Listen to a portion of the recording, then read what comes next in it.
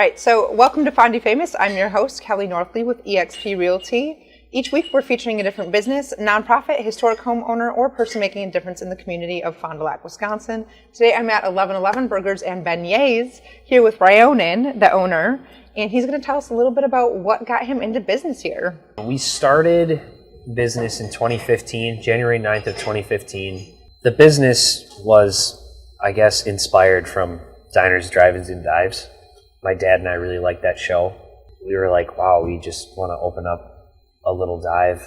Right. That would be on that show. And that's what we did. It's exactly so that was what the inspiration. Did. Yeah, it was the total inspiration for the show. It was all Diners, Drive-Ins, and Dives. We saw, and the market in Fond du Lac was, I'm not saying this, I don't want to bash Culver's in saying this because I love Culver's. I really do. It might be weird hearing me say that, but I've always patronized It's them. a Wisconsin thing. We thought the best burger in Fond du Lac was Culver's. Right, and that's fast food. There's a different way to do it. That's a problem. Yeah, like we were trying all the burgers all around town and be like, that's okay. And we're like, no, we're going to do this. So, not bashing Culver's. Don't want anybody to think that. But nope, we love Culver's. that was, But you found a need for the area. There wasn't the best burger around, and you guys came in and decided to do that. And we've won best burger in Fond du Lac 9 straight years. So all right. Since doing then. something right. So we did it right. Yeah, you know. So we saw the market, and it's like every place under the sun has a burger, right? Yep. I mean, could be a tough market. Well, we thought, no, it's not going to be because honest opinions of the places in town. Yeah, that's how we started. Been in business ever since. You guys started at the location on Main, yeah, correct? So we were on Main Street. The building, if you've been in our current place, where we're sitting right now is in our bar area. The entire building was the size of this room, 700 to 800 square feet, somewhere in that range. So the capacity was 35 or 39 people or something like that. And sales just got really blown up, and we were kind of overwhelmed, and we were like, man, we need a bigger place. That's kind of how that went down. Just crazy wait times every day, customers complaining, maybe not as much even complaining, just kind of, hey, wanting their order. What's going on? It's just crazy. Or actually, and customers not even coming in because it was so busy. Like you're actually losing business because you can't facilitate the product to the customer, which is, I'll talk about frustrating. But yeah, that's how the first handful of years went. Anyway, yeah, so I was in college when we opened this restaurant, and I'm working the restaurant, scheduling the restaurant, going to school, playing college golf. I'm looking back at my college life, and it was crazy. 2019 rolled around, 2018 came around, and that's when we found this building in the summer of that year. And so we started remodeling and got into this building, and it dragged out until I think we opened June 19th of 2019. So you put in a good bit of time and effort to get this place up and running, huh? Oh yeah, this place was it was in shambles. It never got winterized. Thousands and thousands and thousands of dollars in plumbing bills. Cracked pipes everywhere from not being winterized. Yep. Tons of new HVAC. Wow. The heating units and stuff. It's a lot. So, and I know it, so don't give me guff for it, but that's next. That should be happening in the spring. We just redid the patio. And having a big patio in this area is going to be a huge plus. Oh, yeah. There's nowhere else that I can think of that's close by that has one. Yeah, and most of the patios are kind of, like, I won't say what places, but, or even just small patios, like some of the chains on the strip here on Johnson Street, like are just little dinky patios. But we had a deck out back, and now I put a nice concrete patio. I'm going to try to find a way to even maybe put a little fire pit somewhere. Okay. Yeah, so at night, be excited to see how that turns out. You can sit around the fire and have some drinks and stuff, and then get some outdoor acoustic guys out there and stuff. I'll tap into that stuff. I think it'd be really fun. So you were just telling us how you got into business here, and I think you had mentioned earlier a little bit about how COVID was really hard to navigate, but you guys made it. So just opening this place since we opened in June of 19, like it's been just, I don't want to say hell, but it's been hard. Rough. It was really hard. So it's hard to touch back on this after talking about it, but we opened June 19th of 2019. My dad was here pretty much overseeing what the place was going to look like and everything. And then he ended up going into the hospital in May of that year of 19. And actually, side note, kind of a cool little side story about my personal life. So I'm an avid golfer. I played college golf. I actually qualified that year for the U.S. Open sectional. Wow. There's 2 stages of qualifying for the U.S. Open. There's the local qualifying, which is in your state, and then there's sectional qualifying, which every year like 12,000 people in the world try to qualify for the U.S. Open. That's your local qualifying, and then the sectional. Mm-hmm. There's only like 400 people that make it, or 500 people that make it to sectionals, or something like that. Okay. And so I made it to that. Wow. And my dad was in the hospital when that happened, and it was always a dream of mine to play in the U.S. Open with my dad there, because Sunday of the U.S. Open is always Father's Day. Oh, okay. So it was kind of a crazy couple months leading up to the opening of this restaurant too. It's something a lot of people don't know. Right. But it was really hard for me to go down and play golf, knowing my dad. Like, and I think about it, and it's like, whew, you know, I didn't talk about this the first time around, but this was really hard. So leading up to opening this place, my dad was in the hospital, and then he ended up passing away July 1st, like less than 2 weeks after we opened. What was hard was all of our money. We had saved all this money, made all this money at Main Street at our first place, and we shoved all that money into this place. I mean, you see, we have a 4,000 square foot building now. There's a lot that goes into opening a 4,000 square foot restaurant. I mean, you know, 10,000 here, 10,000 there. It adds up fast and a lot. And so our food vendors were very graceful in the entire process, and they didn't really say much, and started to get everything paid back properly. Everything was fine. But during this whole process, maybe kind of neglecting the business a little bit, just from grieving and not having my dad there and not really knowing what I'm doing. Right. I had no idea how to run a bar. Didn't know the first thing. Now I know everything about running a bar. I spend a lot of time in it. I really dug into it, did a lot of research, learned it, studied it. I mean, seriously, it became school for me, and I'm really proud of what I have now. And you were saying you had a statistic, and I don't know if you knew where it was from, but that 7,000 people in your general vicinity don't know you exist. I don't quote the number. Yeah, but somewhere. it was a stat where it's like, it was one of these like pop-up ads on Instagram. Obviously, having a restaurant page, they are targeting restaurants. So it was like, hey, are you a restaurant owner? And it said, do you know that there's 7,000 people within a half a mile of you that don't even know you exist? And it might even be more. It might be 20,000. I don't know what they said. Yeah. But it was like an alarming number, and I was like, okay, that's a problem. Right. So I had to kind of fix the marketing strategies of what I do around here, knowing that I wanted new customers, I wanted more business, we could furnish more business. I feel like I was leaving a lot on the table. Yep. And not capturing the people that I need to. And I sat around my bar one day and looked, and I'm like, man, there are a lot of middle-aged people who like to just come out and hang in a bar and drink all afternoon. The stuff that I've been doing has been working really well. And you've been sending letters to people in your general area? Yeah, so I had this new marketing plan it's very, I've said it multiple times, I call it boots on the ground stuff. So you're talking just good old-fashioned hard work. Yep. And not, hey, can I run a promo ad to all 60,000 households in the surrounding Fond du Lac area? Sure, and get like a 1% response rate. Like I don't need to do that. But the marketing tactic I've been using is sending out an introduction letter. I basically handwritten. Well, I type the letter, but I handwrite the address and I sign them all. Gotcha. I physically sign them all, and we're talking thousands. Yep. And it is a lot of work, but it's very satisfying when people come in. So I had like, the letter is basically, hey, I'm Rye, I'm one of the owners of 1111.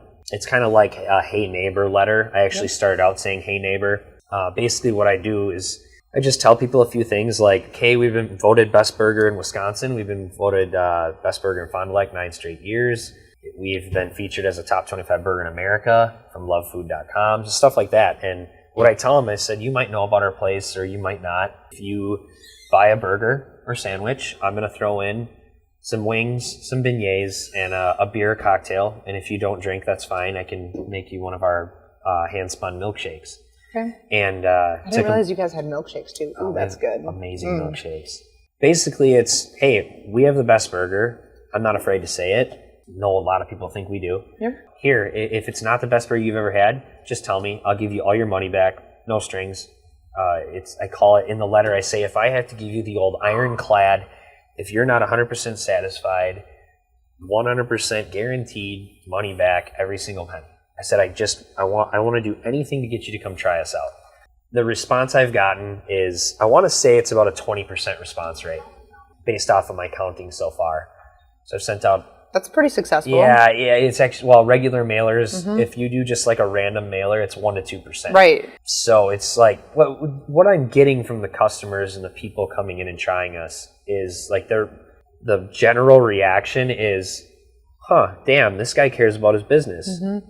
Let's go try it out. Right. When do you ever receive something like that? You don't. Exactly. And I think people are responding to that. And I, like I told you earlier, I said, I don't think there's any I don't think it's a coincidence that we're up like 30% in the last month. Right, after since I've been doing all this. Is that going to stay? Maybe not. Right. But I'd like to think it'll bump it up some overall. I think that's great. I think that in combination with your social media and what you guys have been doing and your quality of food is great. I go in waves on social media. I try to post every day. There are weeks where I post a few times a day, 4 or 5 times a day. And then there's times where I won't post for a few days and post here and there. I don't like to be like super annoying. I had someone comment one time, we saw, we drove, we paid, and we ate in a comment. And I was like, I'm like, that's kind of what you're going for. Yep. So that was cool to see. Like something I just ran this morning and I did it another time is our Friday night fish fry. A lot of people don't know that we have it. And they're very popular around Wisconsin, obviously. Yep. And you've got the Old Fashioned and the Bloody Mary to go with it? Absolutely. I had someone tell me, I thought you guys had like a fast food type fish fry. Like a Culver's or a Tucker's. And I was like, no, like it's, not that those are bad, but they want like the supper club, like sit down, rye bread, fish, fries, coleslaw, the whole thing. And just people don't realize that we have a genuine Wisconsin fish fry. Like I was talking about this post I made this morning, like I got to check my phone because it's been vibrating this entire time. Oh my goodness, and I know it's all messages. I wrote out 40 letters this morning of basically my post says, if you've never had our fish fry, I'll take your word for it. Just message me your address and I'll mail you out a voucher. So then I'll mail them a thing that says, hey, thanks for responding to our post. Really delighted that you want to try our fish fry. Use this letter as your currency to come in and we'll get you a fish fry. Yeah, that's how I see it. It's like, hey, it's good. Over with your great food. I want you to try it, and first one's going to be free. If you don't like it, that's fine. If you like it, hope you come back. What would you say that you love the most about owning this business? What is the most fun part or most fulfilling part of it? Being self-employed, hands down. No questions asked. I like the staff and I like the people, but being self-employed is by far and away, I think, the most rewarding part of my job. So the hardest and the most rewarding. It's the hardest. I wake up in the morning and I got all these things I gotta go through, whether it's emails, social media, my family at home, my dogs and my girlfriend. Where I am proud is in those situations is I will always make sure even if it is my mistake, I will always take the fall. Right. You know, I will make sure I take care of them. And crap, there's been times where Travis and I forgot to do payroll. So guess what? Instead, you want to see an unhappy staff. Yep. And that's embarrassing to admit, but it just happens. Like someone calls in on a Thursday. I'm not even supposed to be working. Travis would be like, dude, can you come in? And, yep, sure. So I come in, we start working, busier than hell. And then all of a sudden it just slips our mind, you know, or Wednesday when we do payroll. We just forget. Like it obviously doesn't happen all the time, but it happened. And so what do? That Friday, it was like, all right, guys, what do you guys need until Monday? So I gave everybody $100, $200, whatever they needed, and like scrambling my own money, just like so. And then we did payroll, and the checks came Monday, and everything was good. So I met with a business owner this week, and he actually said something very similar. He didn't mean to get into business necessarily, but he started taking good care of people. And in that, he grew his business. Yeah, like it's all about people. We talked a little bit earlier about like Grant Cardone, a couple other people. Really like Chris Crone, I'm sure you know who he is. Like these guys, like the general consensus with these guys is people.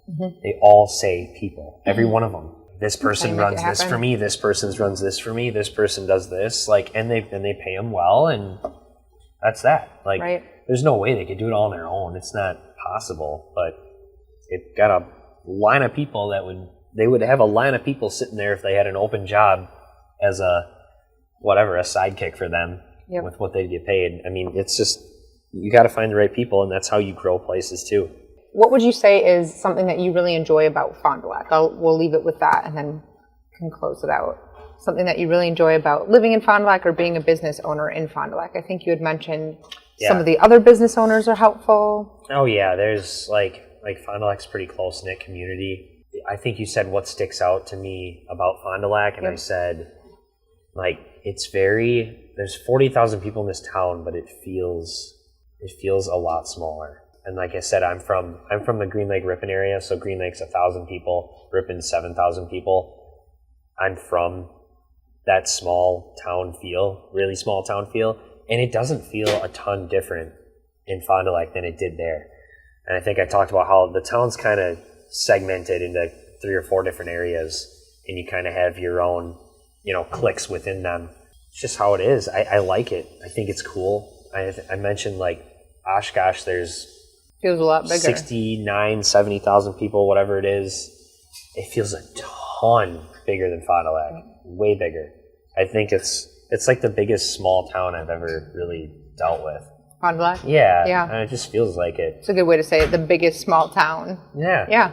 Huh. I just, like, very close to the handful of the restaurant owners and business owners in town. They're so willing to help from what I've seen. Yeah. For the most part. Yeah. Obviously, there's... I'm really close to Eric and Johnny back here at Alroma Schmitty's. Yeah, yep. Johnny looks at me and he says, we're friends. We're never competing. He says, you need anything? He goes, don't even call. He says, show up. He says, you need to-go bags. You need T-shirt bags. You need any containers. You need anything. He says, you need pickles. And you just show up. And I'm like, I mean, it's a guy like a half a mile away running a big restaurant just like I am. And we're in it together. Let's be real. Like, we can't go eat at Alroma every night of the week. Right. Like, who's going to do that? Yeah. Who's going to eat 11-11 every night of the week? I have some people that do. If I have a customer that comes in once a week, oh my God, you are a good customer. Yep. You have no idea what you're doing for our business. I mean, seriously. The Tequila Jam Burger, it's a burger that I came up with. It was a burger of the month. We do a burger of the month every month. Just unique, crazy stuff. And this one kind of blew up, so we put it on the menu. Casamigos tequila-infused jalapeno jam that we make that goes on it. The brown sugar bacon. The Cajun seasoning, which we also make, that goes on it. It's a pepper jack stuffed burger. And it has crispy onion straws on top with a little spring mix on the bottom. It's super good. It's very sweet and savory. But it's not like super, super sweet. It's the best. I think it's probably the best burger I've ever had. I remember making it as a burger of the month, and people were just like, dude, where did you find this? I said, I have no idea, but I thought of it. And they're like, wow. The wings are phenomenal. Seriously, I hate the whole, we have the best this, we have the best that, because every restaurant says they have the best everything. And I told you about this before, is I made a post actually this morning that said, considering how every restaurant claims they have the best everything, we're just going to take the title of having the second best wings in Fond du Lac. What's your favorite flavor, do you think? Hot honey. Hot honey? Hot honey. Okay. It's a sweet glaze type sauce that goes on. It's pretty spicy. Okay. You get that 5th or 6th wing and it starts to catch up to you for sure. And I have a decent spice tolerance. Like, we have a whole list of signature burgers. So you go the Tequila Jam Burger, we have Juicy Lucy. Crusted Cheddar Burger is another really popular one. Okay. I have a photo of it on a lot of our social media I post. It's like a handful of shredded cheddar cheese, put it on top of the burger. It melts off onto the grill and it creates this crusted cheese ring around the burger. And it's unique, and it sure as hell looks crazy when it comes out. Yeah. Like, it looks like this wide, yeah. So people always get it and they're like, oh my God. The LA burger's really good. All of our signature burgers are awesome.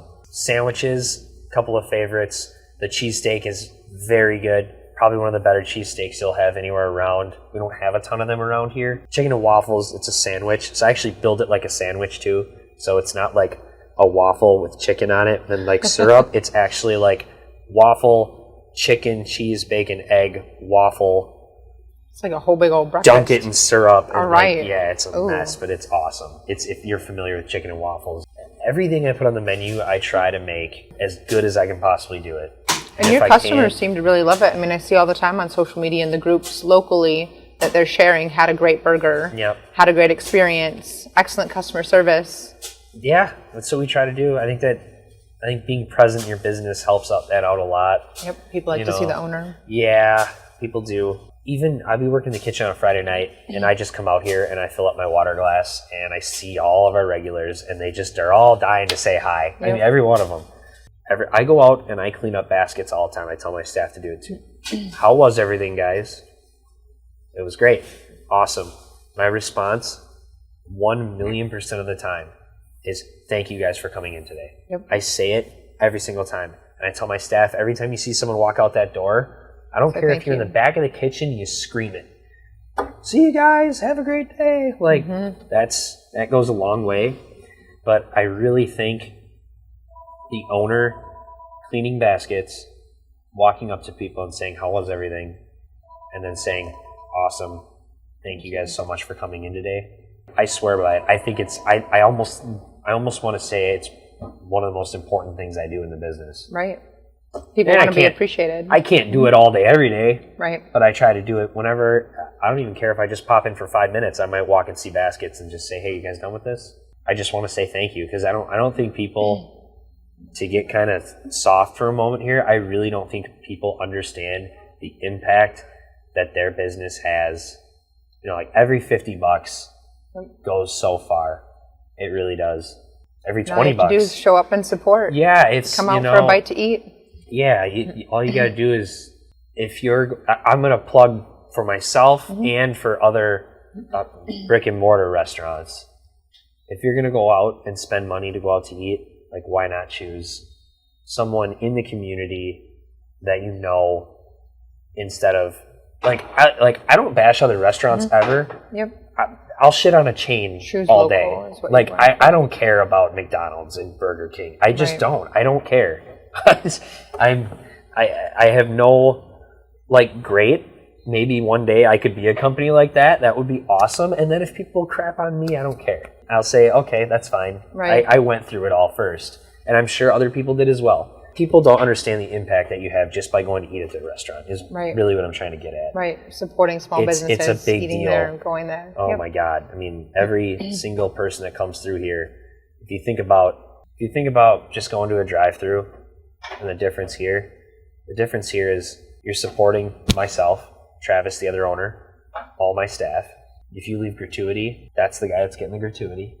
You know what I mean? Mm-hmm. Right. It's not going elsewhere. Yeah, and it's not. I mean, it's here. You're supporting me. You're supporting my staff. You're supporting their families.